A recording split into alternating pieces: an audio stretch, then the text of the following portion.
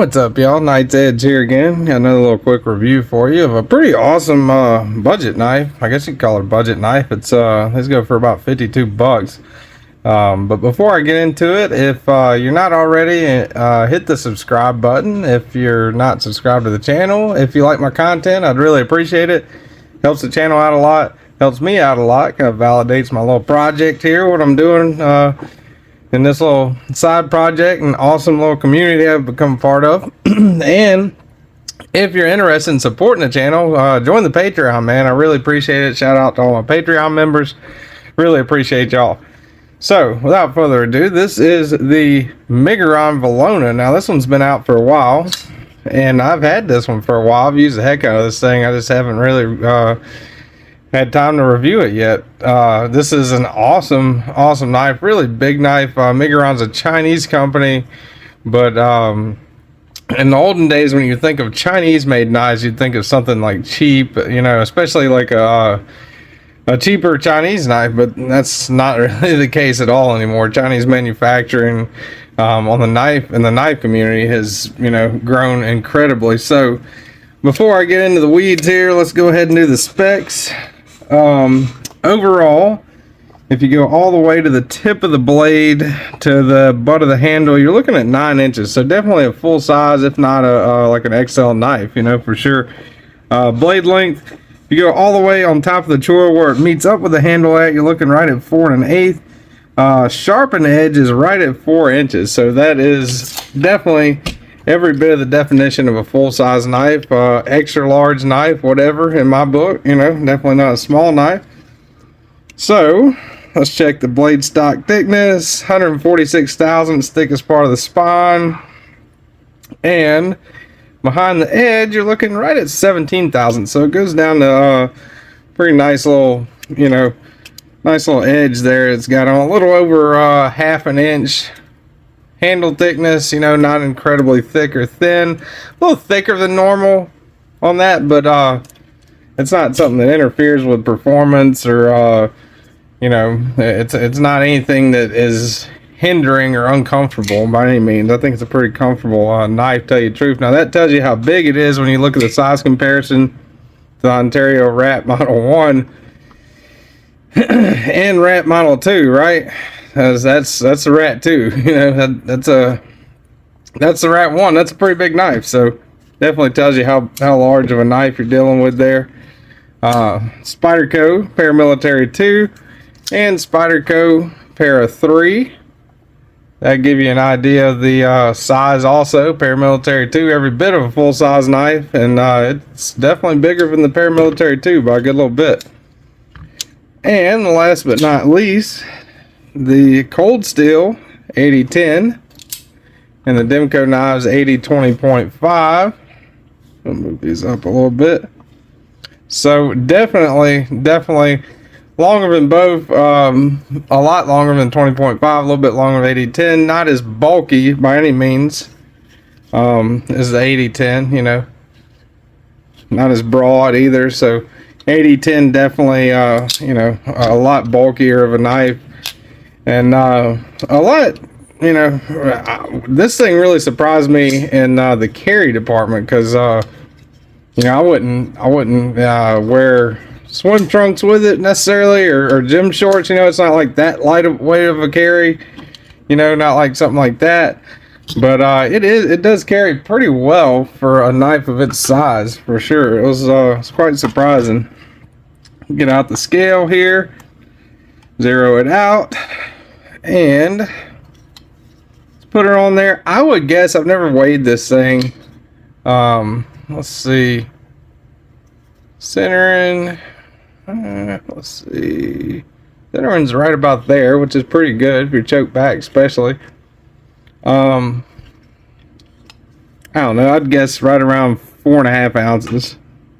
Yeah, I was off a good bit. 5.4 ounces. So yeah, 5.4 ounces. So definitely over the ounce and inch ratio, but not crazy, you know, by any means. Definitely carryable for sure, especially if you're, you know, if you got jeans on or some thick shorts or something like that, you know.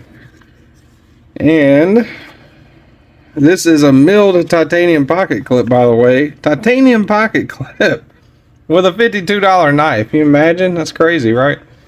Alright, so that's what you're looking like in pocket. This appears pretty good. I mean, still got a little bit sticking up there. Not like a deep carry or anything, but not a whole lot sticking out either. So, and it carries pretty well, you know. I mean, in the pocket, you know, you're looking at a lot less sticking out than the Paramilitary 2. You know, definitely a lot less sticking out than the 8010 for sure, right? So definitely a good knife in the pocket. Now that's one thing. I mean, it's a pretty cool logo, but not pointing that out. That's one thing I like about it. Another thing I like about it anyway is that captive pivot. And let's get out this Weehaw driver. It's a T8 that I got in there right now. Alright, so that's a T8. T8, all body screws are T8. And the clip screws are T8. And it's reversible. So, reversible pocket clip, lefty, righty friendly, T8 all the way around, and a captive pivot. That gets an A+ 100 in my book for hardware. Not, you know, that is awesome. The action on it, really good. It flips out really good. Running on bearings, super smooth flipping it out. Whenever you close it, right about there is where your detent's at. Right, so you liner lock, you push the liner out the way, you got plenty of room to get your thumb out of the way. You can reverse flick it from that kind of fuller that you got right there.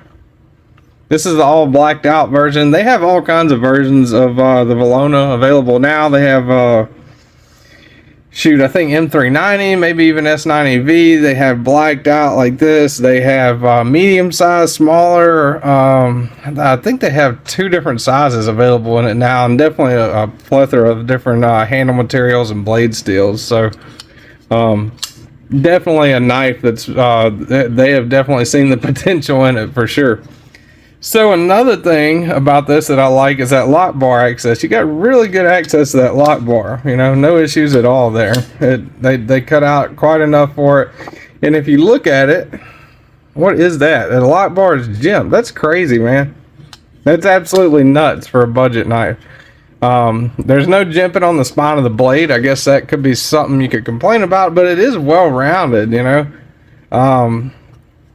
This is right there where you see where the liners kind of stick up a little bit. That would be one small thing I guess they could have done a little different. Maybe have the scales come up above the liners, you know, to kind of have that smoothed out a little bit, but it's kind of they stick up in the back too, right?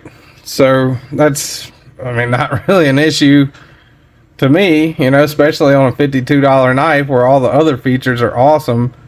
But that is a thing. A little bit of jimping there, you know, if you're choked back, that kind of helps a little bit. Ergonomics are pretty good. Like I said, you get a full firm grip on it. Choked up. Whenever you go past the flipper, you can't really, you know, you can't really grip all that right there because immediately your finger's going to be on that sharpened edge. But, I mean, I find it perfectly comfortable like that, you know, no, not really any issues, you know, in that position at all. So, 14s, this is G10. I don't know if I mentioned that or not. G10 on the handle scales, and pretty good G10. You know, I don't know, I'd say it's comparable to maybe like a Spyderco Paramilitary 2. Kind of reminds me of that. That's the closest thing that comes to mind at this moment, thinking about it, as to what kind of texture that G10 feels like. And the blade steel, I can find it, no billboarding, by the way, you know, nothing at all on this blade. Another awesome thing, you don't see China written in big letters, a whole paragraph, or, you know, all kinds of other stuff on there, which is awesome. The only thing written on the blade at all is 14C28N. That's the blade steel, which is a fairly corrosive resistant blade steel. Great budget steel, one of the best budget blade steels that I've experienced anyway. I would rate it better than D2, although, you know, the logic on that's kind of, you know, I mean, some people say D2 is better, some people, you know, would prefer this or that, whatever. But I mean, in my experience, 14C28N has been an excellent steal, especially in the budget territory. So, and plus you get this neat little pivot collar too on there. It's a nice little touch too. This thing's just full of awesome stuff. Oh, the backspacer, I almost forgot to mention. You know, look at that. Got a full or a half backspacer on there, which is awesome. That helps keep lint and all kinds of other stuff out of there. You got a little lanyard hole if you're into lanyards. I mean, this thing is, you know, it's a really cool looking blade shape too. I really like this blade shape on this one, and a very functional fuller tab too. I mentioned before it's running on bearings. Super smooth. You know, you can flick it using the flipper tab, or you can reverse flip it. You know, no problem there. You can slow roll it out using the fuller tab or the fuller, no problem there. Just, you know, in my book, an all around awesome knife. This is definitely going on the most recommended knives playlist. You know, for 52 bucks, you know, a knife you can throw in your console, take to work with you, use the heck out of it. Really great knife. Some Miguron Velona. I'll have it linked down below in some form or fashion. I don't think I have an affiliate link for it, but I'm going to try to find it in stock somewhere. They're definitely on Amazon, and I'll have it linked down below. So anyway, thank you guys for watching. I really appreciate it, and I'll see you on the next one.